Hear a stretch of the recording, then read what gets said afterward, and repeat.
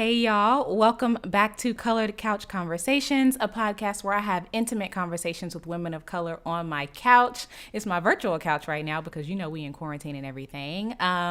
Today we will discuss being Afro Latina and identity, dance, and give advice on a Latina sis who doesn't feel like she fits in. I'm your host, Jazmyn W., and my guest today is an Afro Boricua dancer, actress, and activist hailing from New York City. You can catch her in music videos, on award shows, and in television with your favorite artists. She's also focused her energy on the amplification and upliftment of Afro Latina stories. Y'all, give it up for my beautiful and talented guest, Melany Centeno. Hey, Hey, girl. how you doing? I'm good. How you doing? You know, whatever. That's dope. Okay, so you can follow Melany on Instagram, y'all, at Melany Moves. That's MELANYMOVES on Instagram. Melany, I loved your energy so much when I saw you on Instagram. You were recommended by Danny, who's my friend, and she was on the show.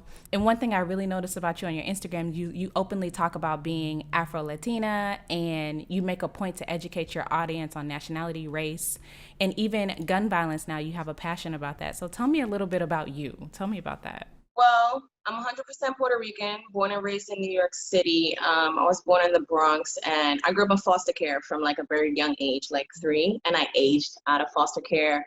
Wow. Primarily, a lot of my foster parents were African American or West Indian, so that's why in my mind I'm like, I'm all these things. Yeah.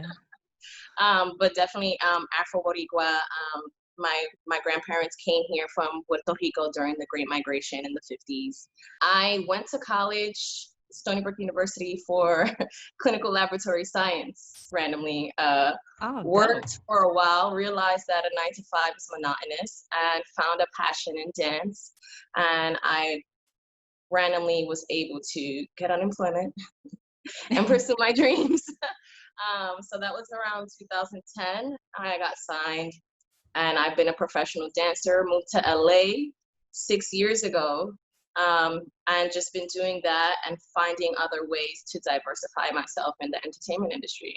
That sounds dope. Are you in New York right now because of quarantine?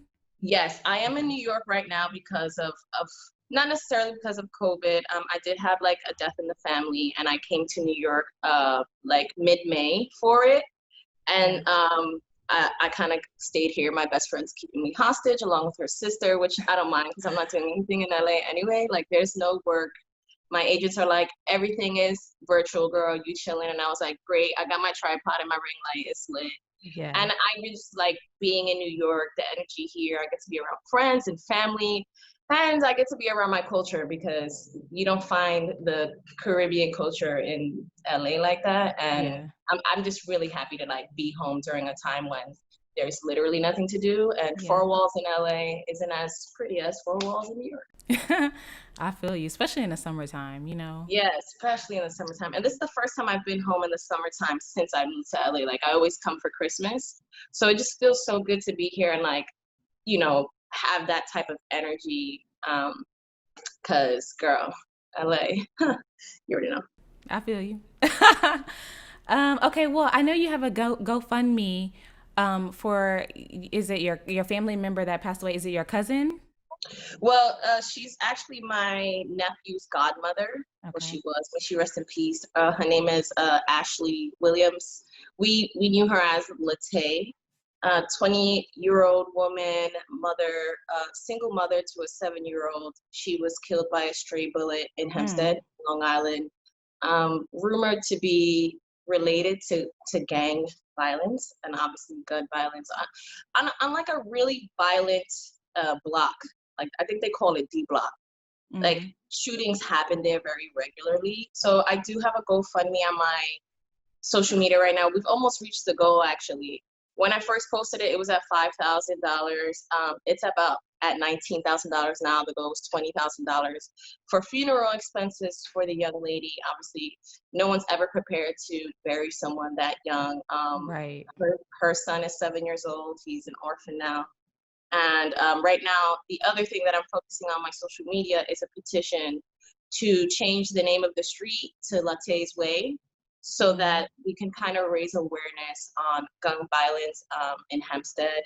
It's very prevalent. It's so funny because people who live in New York City think that, like, if you live in Long Island, like, you in the suburbs. Like, nah, there's really ghetto, hood-ass, bad neighborhoods in Long Island. And my sister, her name is Cassandra. She's a rapper. We call her Batty Bars. She and her man are, like, really pushing forward to, like, push more awareness. You know what I mean? And, you know, they're trying to organize a peaceful march. They want to change the street name. And it's just really unfortunate because even she was a spiritual healer. And at her candlelit vigil, you had so many people speaking about how she would, like, volunteer her time to, like, bring healing to them. And it's just so sad that someone like that is a victim of gun violence. And even ironic that the person who is feeling as if they need to retaliate with a gun is really in need of healing, and you kill it. It's just so sad. Like, I'm really trying to compose myself right now. Like, so yeah, that's what's going on my social media right now. And it's funny because I was speaking to you earlier a little bit about it, but I have been readily creating a list of organizations that target gun violence in our communities, because, you know, there was always that situation with the Black Lives Matter where people would retaliate with the, well, what about Black on Black crime? Well, first of all, Black on Black crime is a unicorn, it's a myth. Okay. You know, and I really hated that argument. And I found that a lot of people, especially white people, but even some Black people, we're just super misinformed about it. Like, they think that we don't do shit in our communities about this, that we don't think that this is a problem, and we don't care. And I'm like, where have you been? You obviously don't live in these neighborhoods. You don't know what happens. You don't understand, like, all the things that this community has to do to, like, repair. And on top of that, you don't even understand what are the issues, the underlying issues, the socioeconomic issues, the lack of resources, so on and so forth. Like, and on top of that, they think that there are no protests about it. They think that there's no organizations. And I'm like, yes, they are. And then I would find, like, different organizations protesting, even amidst the Black Lives Matter protests, while there was, like, this, like, big climb and violence. And I would post to my Facebook and my Instagram, and I'm like, hey, look, the media's not covering this. This is a march, a Black Lives Matter march against gun violence, but nobody is, like, putting light on this, because that's not the narrative. You know, they don't care that we care about our communities. You know what I'm saying? Right. And I was just like, cool, I'm gonna make this list, I'm gonna put it out. And then lo and behold, not even a week or two later, I have someone very close to me become a victim of gun violence. And it's just like, all right, you know what? Now we got to get this out here, because people need to be involved, and we really need to focus on the issues that are in our community, that intergenerational trauma, the anger, you know, how we ourselves perpetuate and glorify violence outside of rap music. You know what I'm saying? So kind of something that I'm very passionate about in the moment, and just really, really want to, like, start that conversation and push people, to inspire people to just, you know, volunteer, mentor youth. You know, all these people that I speak to are like, I'm like, okay, so do you mentor youth? Do you volunteer with any organizations? And the answer is always no. And I'm like, do something. Right. You know? Yeah. If you're watching this on YouTube, click the link below. We're definitely going to have Latte's GoFundMe at the bottom. If you follow on Instagram, you know, we'll be tagging Melany, and we'll also have the GoFundMe posted. So keep a lookout for it if you're listening to this episode. And also it's a change.org petition. We'll do both. Change.org as well. Wow. If you guys want, my sister's Instagram is Batty Bars. I forget how you spell it. She always puts, like, an extra I or an E or something like that. But just check my Instagram. I post about it. I literally spam people's inboxes, like, hate to spam you, but this matters. Boom, boom, boom, boom, boom. You know, and you guys can, you know, put forth your condolences, your prayers, and your energy towards them and the family. Yes, and we for sure will. You know, energy healing is so important. I had a friend on the podcast in the past who's an energy healer. I have friends who go to energy healers. I have family who don't believe that that's a thing. It's a real, you know, it's so real. So We have to protect our people in our community who give back in that way. And people don't understand that energy healers give back in a way that other people can't give back, you know? So, all right. Well, definitely prayers up for you, your family, your sister, everyone involved, and her baby boy. Well, Melany, we always start the show with a quote from a woman we admire, right? And so you chose this quote, so you know it, and it's "Machismo will never be fucking revolutionary" by Denise Oliver Velez. What does this quote mean to you? Why'd you choose it? Well, me personally, again, always exchanging in discourse with people. I found mostly when I went to LA, when I would have like the Latin Black conversation, a lot of my African American friends would be like, well, Latinos never stood up with us. And I'm like, lies and deception. Like, do a little bit of history, you'll realize. But I'm from New York, where the Latino and the African American community are like this. So then I would like have conversations about the Young Lords. And I've always been very curious about them, learned a little bit about them. And I minored in Africana and Latin American Caribbean Studies at Stony Brook. So learned a little bit about them, but there was never like a large amount of information. So recently, during the Black Lives Matter movement, I found a book that had a like literally it's called The Radical History, The Young Lords by Joanna Fernandez, who is a Black and Latino studies professor at Baruch College. And it's like a 500-page book on the history of the Young Lords. And I'm like, you know, and in it, Denise Oliver Velez, she was kind of like the female cohort to the Young Lords. She was also a part of the Black Panther Party. She wasn't even actually Puerto Rican. She's African American. And she was part of the Black Panther Party and the Young Lords. She ended up marrying a Puerto Rican. Okay. I didn't know that. Yeah. I'm sure people have seen pictures of her. She very much resembles like an Angela Davis, a lighter skinned Black woman. And when I read the history about her and how females began to be a part of the movement in the Young Lords, one of their radical ideas was to embrace revolutionary machismo. And machismo is like male pride, almost like a aggressive male pride. And when they brought that point to be like one of the points that the Young Lords had, she was like, we're not doing that. We're amplifying women's voices. You know, we are going to be equals, and machismo can never fucking be revolutionary, because now you are dehumanizing the women that are a part of this movement, and we need to be heard, if not more so, especially that machismo and chauvinism is very much rampant in Latino culture and all cultures. You already know we're part of patriarchal, misogynistic culture, inherently. So I found that so profound, right? Like, here's a woman, a strong woman. And you know what I love? She used fucking. You know what I mean? I have a nasty mouth, and I have a lot of male friends who are like, Melany, you need to be more ladylike. You curse too much. I'm like, fuck out of here. I curse like a lady. And I love that she said fucking. I'm like, yes. When I looked up the quote and like where it came from, I was like, damn right, because men are only revolutionary when it comes to war and nothing else, baby. So yep, exactly. So I love her. Oh, and she followed me on Twitter, and I was like, what? Like, I followed her and like retweeted some of her stuff, and she followed me back, and I was like, and then I was gagging because I was like, damn, I say a lot of disrespectful shit on here. I might need to test myself. I was like, this bitch don't give a fuck about shit. She right there with you, probably. You know what I mean? Probably saying the same darn shit. You know how like Twitter's like your subconscious thoughts or your unconscious thoughts you don't want to say out loud, and you just say it on Twitter. Yeah. But I'm like, whatever. I'm gonna say what I gotta say. Judge me, don't judge me. Oh my god. She read your tweets and she was like, let me follow this girl, cause. Probably. Okay, well, listen, let's take a quick break, y'all. When we come back, I'm going to be asking Melany some random questions. So we'll be right back.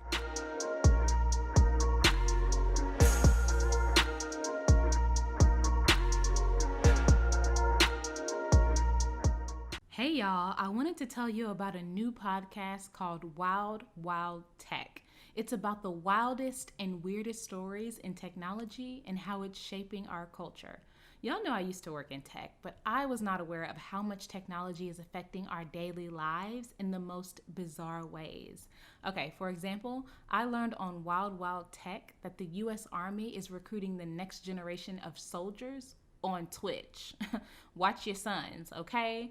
Or, you know how some of y'all are addicted to Animal Crossing? Yeah, and it seems cute and harmless, but Wild Wild Tech taught me that there is a hidden black market of digital animal trafficking. I bet you're confused as hell right now. I was too. So listen to the podcast to learn more.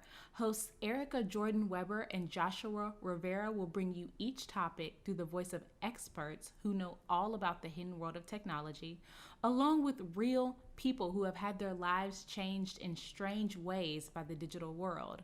At the end of the episode, you'll hear a short clip of Wild Wild Tech, and you can subscribe to the show if you like what you hear.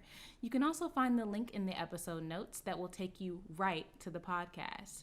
If you follow me on Instagram, you already know I love random information like this, so check out Wild Wild Tech on Apple, Spotify, or wherever you're listening now. Let's get back to the show.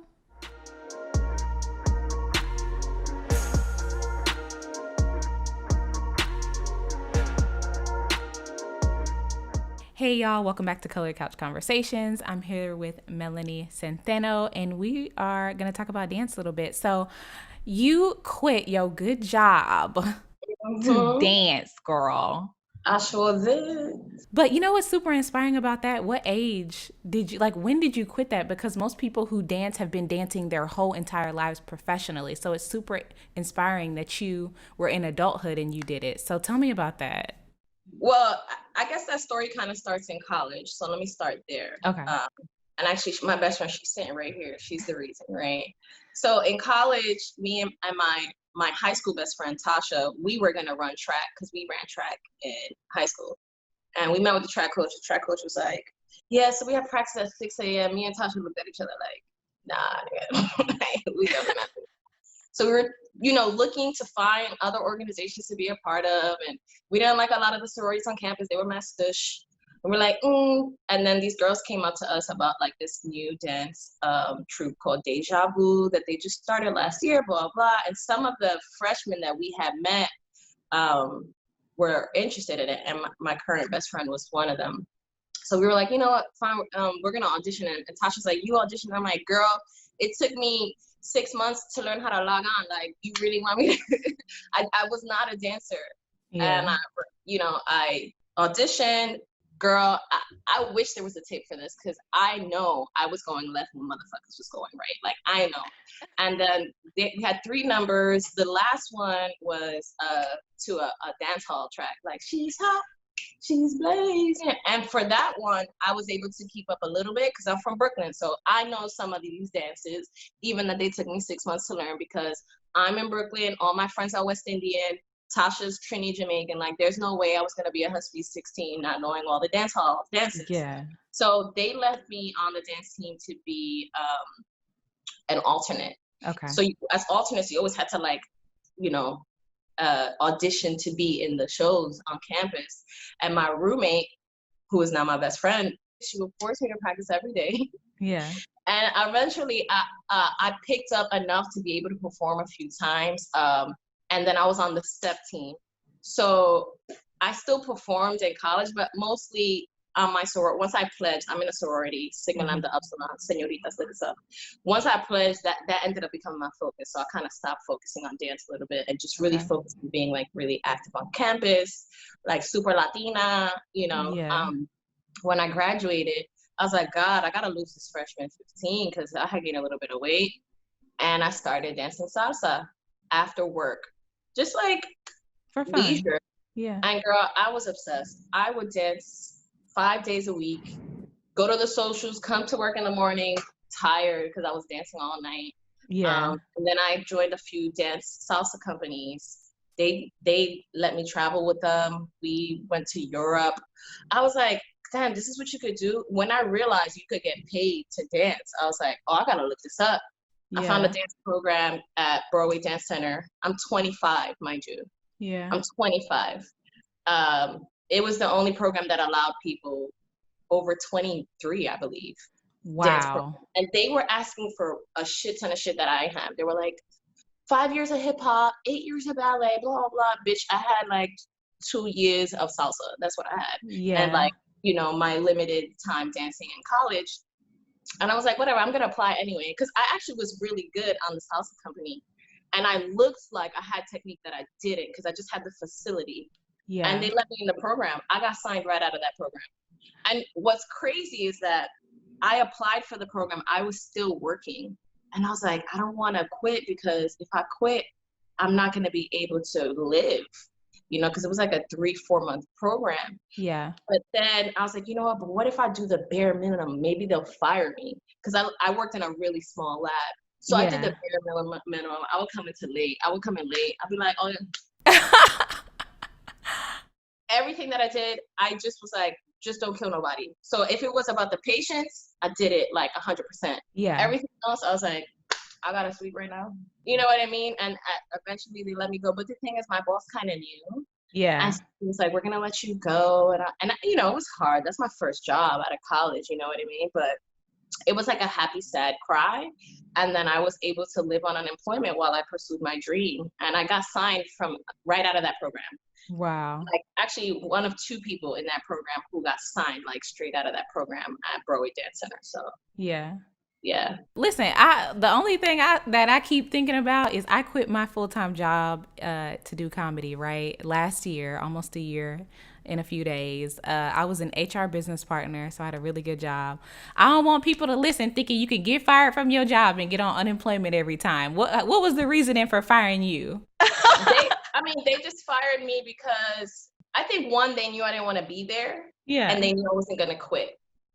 And then on top of that, I think they were doing like some budget cuts anyway. So they were like, it worked. It don't always work like that, guys. Yeah. Okay, cool. It just happened to be a thing that ended up working out for me. Yeah. But most people who quit, most people just quit and then you got to figure it out. I mean, after that, there were years after that where, girl, I did shit that I didn't want to fucking do to pay the bills. Okay. Yeah. I hate being objectified. I was a go-go dancer for like 2 years. Yeah.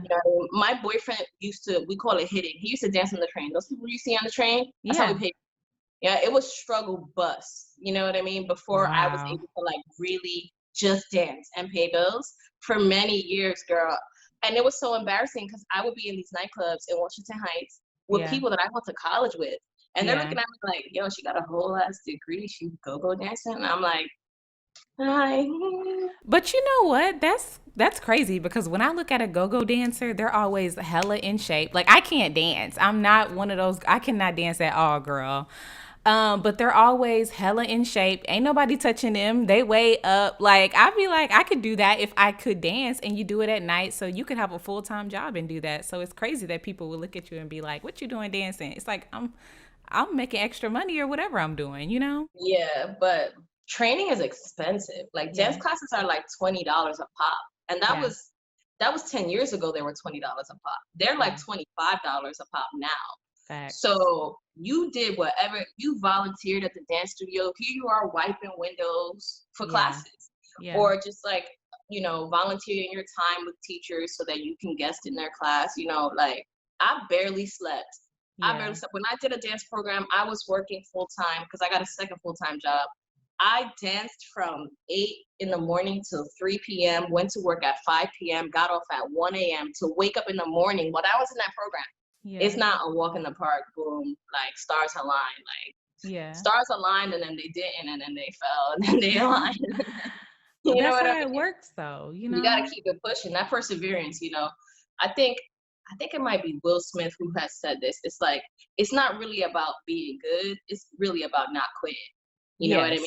Because you keep on going at failure after failure after failure, no after no, and you already know you're in the industry. You get more no's than you get yeses. Yes. The people who can stand that for the longest are the people who are going to be successful. Facts. So you dance professionally. Could you ever date somebody who can't dance? No. Really? No, I can't do it. Ew, it's such a turn off. I'll be like, damn, he's fine. If I go on his page and I see him doing something mad corny, I'm like, damn, he mad corny. Like, fuck it. Like, I can't. I mean, I'll say this. If let's say I get to know you and fall in love with you before I realize that you can't dance, Yeah. like, of course, I'm gonna be with someone. You know what I mean? Yeah, I'll be with you, of course. I'll probably work with you every day to make sure you're not making me look crazy out in the streets. But I think because I'm a dancer, there's such a connection between like a freedom of self and dance Mm-hmm. that for me, they're attributed to themselves. You know what I mean? And if you don't have that type of freedom in yourself to like feel music and move to it and let it move you, then I don't think that we could be soulmates. Like, What if he do? What if he let it move him, but he just not good? I mean, if you letting it move you, then you're gonna be good.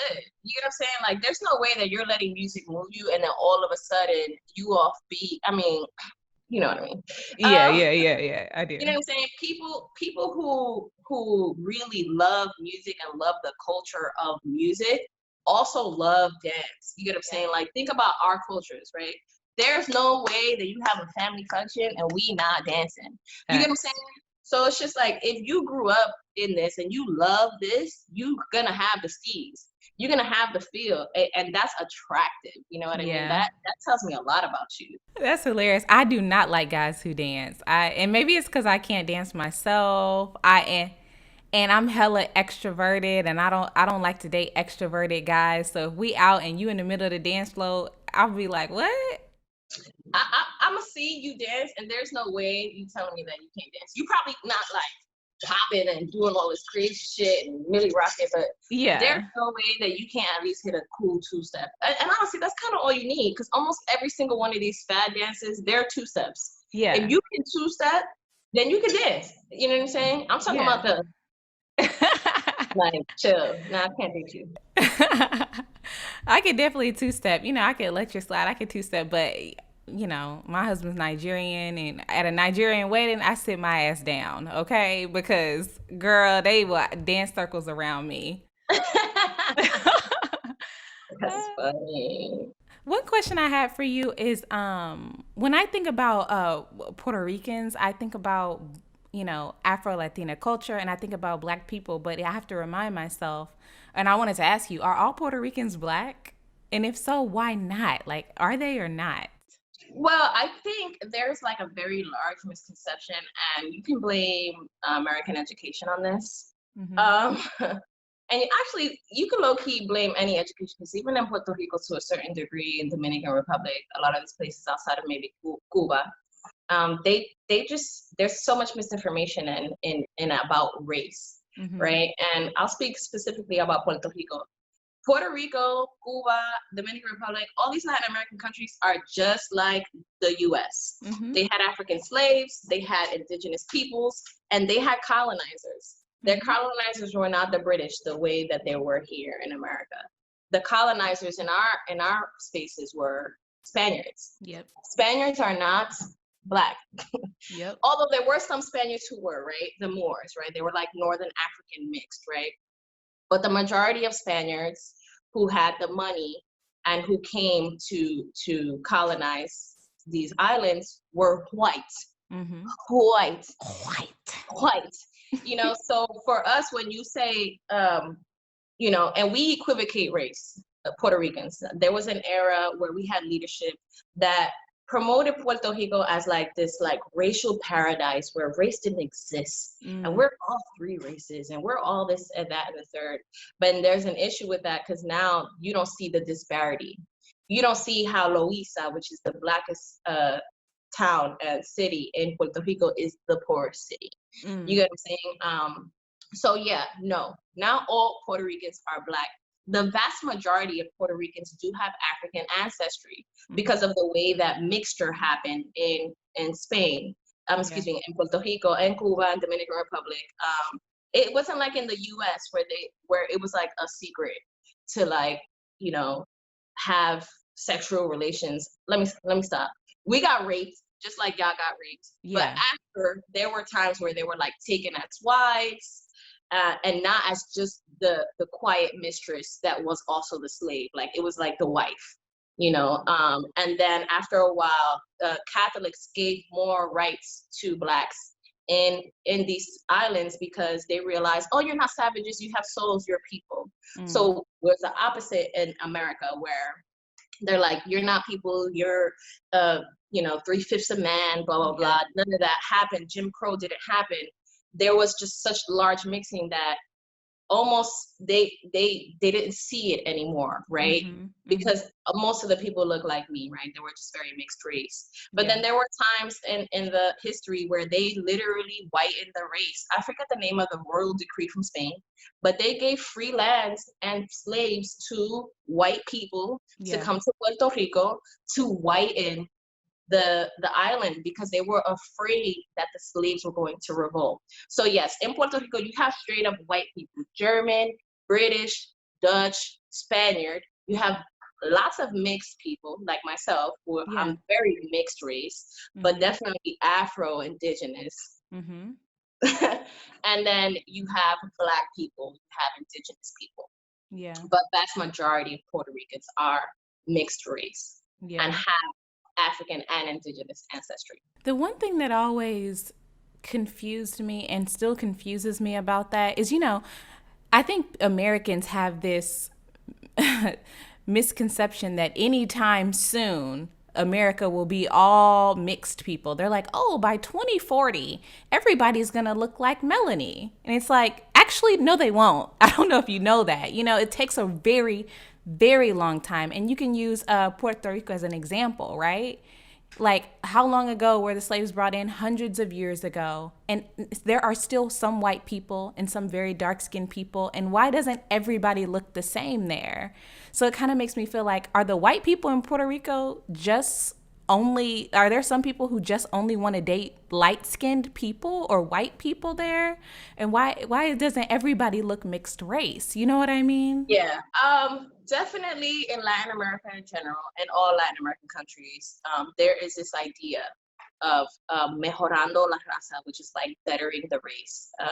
The term might be a little different in other places, but in Puerto Rico, we say, hay que mejorar la raza, which means marry white.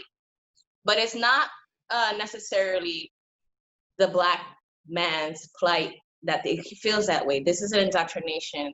This is a result of colonization, of imperialism that associated whiteness with opportunity. Yes. So for those, it was more like a survival tactic. Yes. We have to marry white so that we can get more opportunities, because they don't give opportunities to Black people. Yes. And then it continued to be internalized, and then being Black was something that was subconsciously something that people did not want to be or to be associated with, right. Especially because of the way that America put the image of the Black man. Right. In the early 1900s. That's when Puerto Rico became a part of the United States. Yeah. So now here America is putting out Black people to be criminals, to be savages. It's like, no, we're not Black. We're Puerto Rican. Don't tell me I'm Black. You know what I mean? And we started to equivocate race. And again, this internalized like racism, this colorism is very much still prevalent to this day. I think there is a very large opening of minds now where people are embracing their Blackness. That is something that is to be proud about, like your skin complexion, your culture, especially that in Puerto Rico, the food, the music, girl, the seas, everything. Yeah. The hairstyles, like you don't see it, but we have our hair in braids. We have our hair in wraps. That's African. Yeah. That's African. Any plátano dish, that's African. Rice and beans, that's African. Yeah. Salsa, that's African. Yeah. Bomba, plena, those are like our folk music. That's African. Yeah. So it's weird because they have a pride in those things that are African in nature. And they even say like, we have African in us and we have Spaniard in us and we have Taino, but they very rarely say, I'm Black. Yeah. You know? My mother is that way. Yeah. I'm like, Ma, you Black? She's like, I'm not Black, I'm Puerto Rican. I'm like, but mommy, abuelo was Black. Yeah, but he was a Black Puerto Rican. And I'm like, so that means you're Black. She's like, no, I'm not, I'm Puerto Rican. I'm like, yeah. Forget it, Mom. Wow, there's so much to be said about that. Even in my own experience having friends, like no shade, but I got a friend she's Dominican, but she only dates white dudes. Girl, why you only dating these ugly white dudes? Girl, you gorgeous. You could get any man you want. Literally, any man you want. But you dating Scott. Okay. Yeah, not all Scots are bad, but this whole like I only date white men. Ask yourself why. Right. And you know what? Some Scots be fine. No, Scots be fine, and some Scots But be pro-black. I'll be like, yes, I'll date a Scot. Maybe. okay. Probably not. But Some Scots be fine, but you know, I don't know about just the ones I be seeing. Some of my people who I know have a few colorism issues. It don't never be the fine ones. You know what I mean? I'm like, girl. girl, I could talk for 20 days about this shit. All right, y'all, let's take a quick break, and when we come back, we're going to talk about some trending topics, including Cardi B and a little bit of homeschooling, even though we're not moms. But we'll be right back.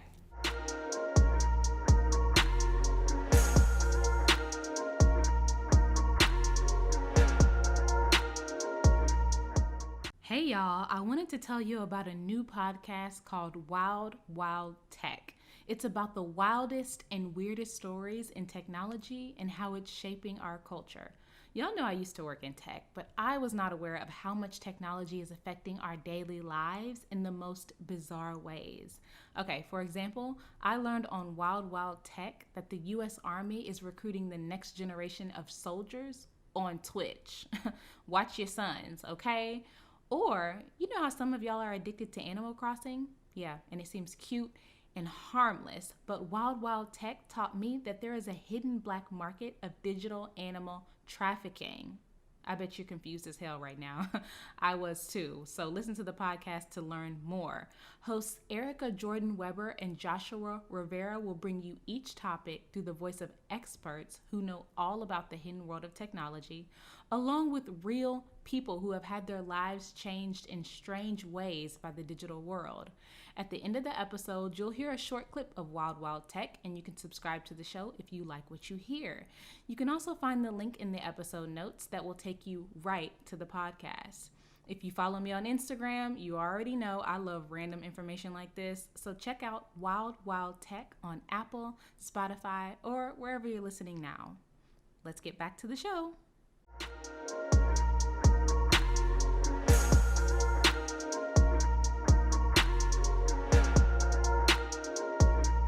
Welcome back to Colored Couch Conversations, y'all. I'm here with Melany Centeno. You can follow her on Instagram at Melany Moves, and we are talking about a few trending topics. So, one thing I wanted to ask you is it's because Cardi and Meg Thee Stallion have a new single coming out this week. I'm really excited. I really love Cardi B. I do. I know all the problematic things she's done and said. I still love her. She has an infectious personality to me. And I think, me personally, you know, I think she's learned from some of her mistakes. But I wanted to ask you, Melany, do you think Cardi's problematic? Maybe we could talk about what do you think is what are some of the things that she has done that is problematic? Because what I find is this, right? And again, let's think about how white colonialism, white imperialism, and white supremacy is internalized in our people. Yep. Right? Immediately, if someone is ghetto, they're automatically seen as below. If you're that word standard, English, standard, beauty, that those words are made to other you. Zoe Saldana said that yesterday in a conversation. I said they're made to other you. They're made to make you seem as less than. Yeah. So what I find is that we as a people denigrate ourselves. Yeah. By saying, oh, she's ghetto, she's ratchet, she's this, she's that, she's always coming out her face. I think a lot of times when people say that she's problematic, it's because she's had some issues in the past with saying some things that people would consider colorist, right? They accuse her of not liking dark-skinned women. Like, they pulled up some tweets a long time ago where she called a couple of dark-skinned women roaches. And she made comments about that. Mm-hmm. I don't want to take up for the things that she said. I think it's wrong to call any black woman a roach. Mm-hmm. But the only thing I will say about that is she was calling these two women roaches. She wasn't really calling all black women roaches and stuff like that. So I'm wondering, do you know anything about the things that she said? Honestly, I don't really know much about this. Can't really speak on it, but even this, right? This is what I find also amongst us, right? As soon as we see anybody, even remotely being anti-black, if they're black, it's like, cancel, and not taking anything into context, not taking, you know what I mean? Yeah. It'd be something different if she called them monkeys, Right. right? She called them roaches. She's from New York, and she Yeah. called 2 women roaches. Yeah. Everybody knows nobody likes roaches. Right. Everybody knows they the biggest pests in New York City. Yeah. Could she have been saying something that is anti-Black?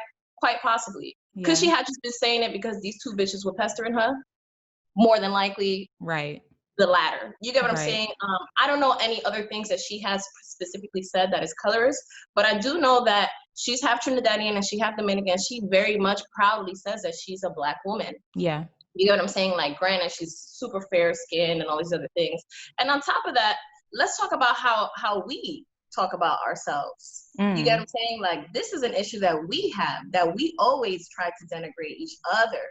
And we use any and every word to shit on another girl who we think is trying to come for our man, who we think is trying to, you know, play me, who's trying to like disrespect me. I'll put this bitch in check, this, that, the third. You get what I'm saying? We have such a pride in verbally abusing each other. Yes. You get what I'm saying? And I think what the issue is not necessarily Cardi B. I think the issue is that we normalize this behavior in our communities. It's regular shit. Oh, you gonna let her talk to you like that? Yeah. Oh, you should wild on her. You should black on her. Like, nah. Yeah. Chill. I'm not gonna let anybody take away my power. Yeah. You know what I started doing when I realized that was an issue? I started saying, God bless you. God bless you. God bless you. As soon as somebody try to come for my neck, I'm like, God bless you. Please bless me. Because at the end of the day, that's just your pain. You know, so I think that the issue is that at the foundation of that is us being able to look inside of ourselves and see, have I ever called a bitch a roach or another word because of the same reason that Cardi B called them a roach? Probably. You know what I'm saying? Yeah, yeah. And you know, when I saw the tweets myself, they're hella old, number one. And number two, it's kind of like, I don't feel like a roach. I ain't never thought I looked like a roach. You know, I consider myself a dark-skinned Black woman. I ain't never felt that way about myself. So I don't identify with the comment. You know what I mean? So maybe that's why I'm not as you know, offended by it or whatever. And some people were. And for me, I'm not going to assume anything about anything that someone is saying unless it's very blatant. Yeah. If it's extremely blatant, I'm like, nah, this bitch is wild. Like, but if it's not, I'm like, I don't know if that's what she meant. Okay, well, the last thing on our trending topics is, you know, school is about to start. And, you know, we don't have kids. But could you ever imagine yourself homeschooling a child? You know what's crazy is that's something that I always wanted to do. Yeah. I always wanted to homeschool my kids. I have an aunt that homeschooled both her kids. Mm-hmm. And she's like, it's not that expensive and it's not that hard. You know, there are a lot of online programs that send you the materials that make sure that, you know, there's a curriculum, that you don't have to write your own curriculum and so on and so forth. And especially that they miseducating us every day in these schools. Why? Facts. Why I want to send my kids to these schools? Right. You know what I mean? I think the only reason I want to put my kids in school is so that they could learn how to socialize and they could just be normal around people, because I find that a lot of people who are just primarily homeschooled, they're a little socially awkward. I don't want socially awkward kids. I'm definitely furthest from socially awkward. Like, I might not know how to deal with an extremely introverted child. You get what I'm saying? So I would want to expose them to other children so that they can learn how to deal with people. But outside of that, I don't really care for the American education system.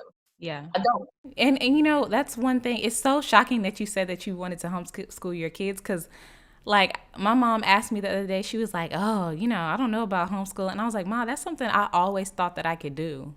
Like when I have kids, I always thought that I could homeschool them, and it would be dope if I had 5 other moms, and I don't have to worry about my kids being socially awkward either, because we have daily outings or weekly outings as a group, and there's like 10 or 15 kids because we're all moms or whatever the case might be, you know what I mean? And you made such a good point about moms picking up teaching different subjects or whatever the case might be, which I hadn't thought of. But I'm like, why we don't do this? Why are we sending our kids to raggedy schools anyway? Like, yeah, and on top of that, we're sending our kids out to be indoctrinated to work for the man. Why? Yeah. We should be teaching our kids financial literacy. We should be telling our kids, and this is what the issue that I have with us, right? we're like, you need to be a doctor, you need to be a lawyer, you need to be this, but that's still working for the man. Instead of saying, what do you love? Like, Yes. where are you really creative? What is it that inspires you? Like my niece right now, she loves doing nails. She's like 11 years old, and she's like, Titi, I want to learn how to do nails. And I'm like, boom, got her little nail kit. She gave me a French. I said, oh, she did it acrylic. It was a little crooked, whatever, but she did so good. And I'm like, this is what you need to find out what they love to do. Guess what? She's 11 years Facts. old. If by the time she's 18 years old, she's been doing nails for 7 years, she a pro. You get what I'm saying? She Facts. doesn't even need to go to college. She can start her own business. No, I feel you 100%. I totally like I be telling people when my kid is 8, I'm gonna be like, sit down and do these taxes. Like, why we don't teach our kids that? Why we don't like this is No, when my kid's ridiculous. like 11, I'm like, boom, let me show you the stock market. Okay. So Shit, you know what I mean? Or just it's just so many things. They do not teach us how to excel in this country.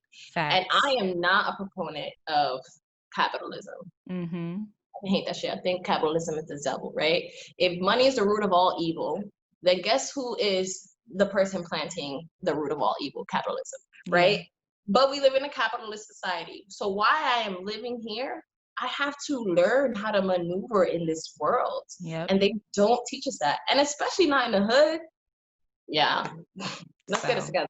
Let's get get it it together together. because Let's get it we're together. way better than this. You know what I mean? My favorite quote from this episode is capitalism, comma. I hate that shit. You should put that on a t-shirt.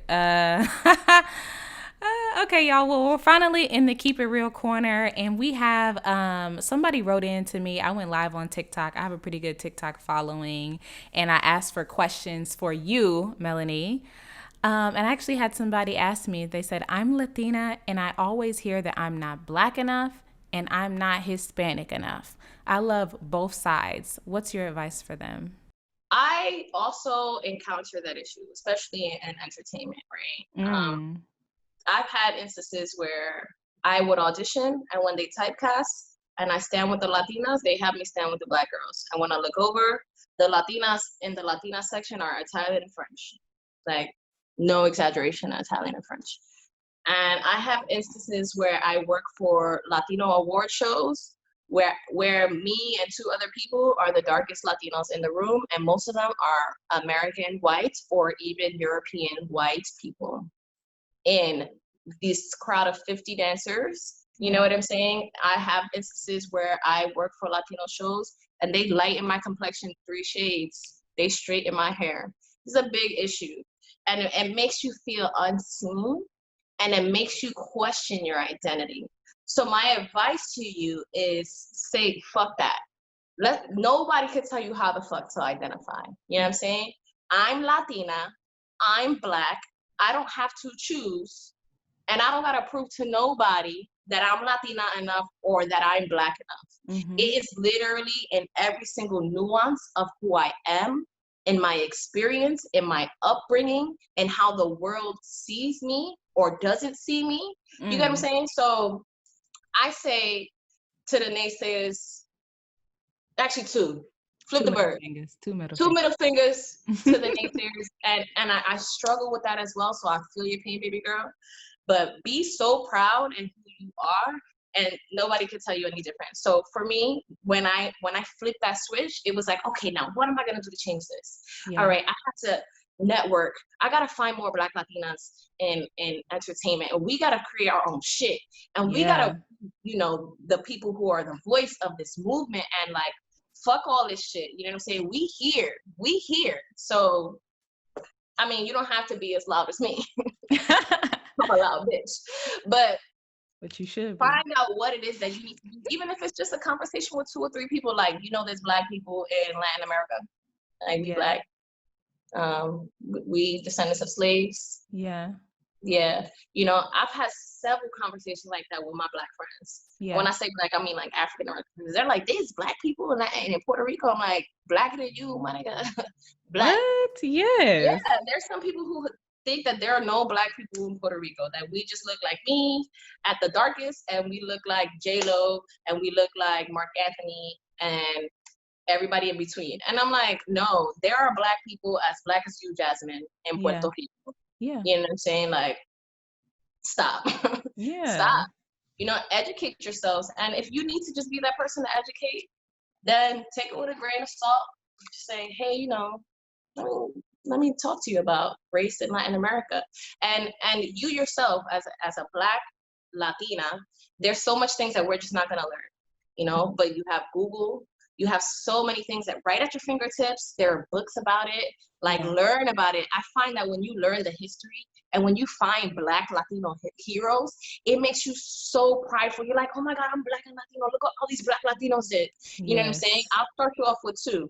Arturo Schomburg, Black Puerto Rican. Schomburg, his last name is German because obviously he's a descendant of German slave owners. He was the father of Black history in America. There's a whole library in Harlem called the Schomburg, right?